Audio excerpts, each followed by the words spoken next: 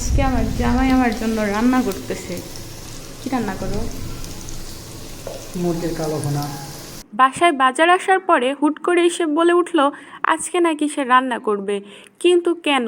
এত কাজের প্রেশারের মধ্যে কিভাবে রান্না করবে?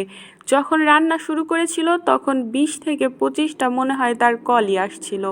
তার এই রান্নাটি করতে প্রায় 2 ঘন্টা সময় লেগেছে। রান্না করার ধরন দেখুন, প্রফেশনাল প্রফেশনাল একটা ভাইব আছে না? খুবই মনোযোগ সহকারে সে রান্নাটি করেছে।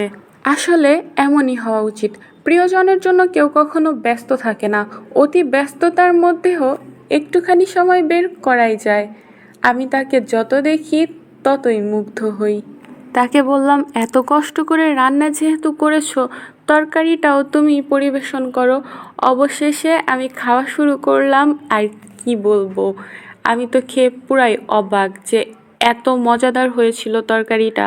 তারপরে আমি তাকে বললাম শোনো, আসলে বিষয়টা হচ্ছে বউকে যদি জামাইরা এভাবে রান্না করে খাওয়ায় তাহলে অনেক ভালো হয়, শুধু ভালো ভালো হবে তোমার সাথে। তাই সবসময় এইভাবে আমাকে রান্না করে খাওয়াবা, সবসময় না, মাঝে মধ্যে তো খাওয়াইতেই পারো।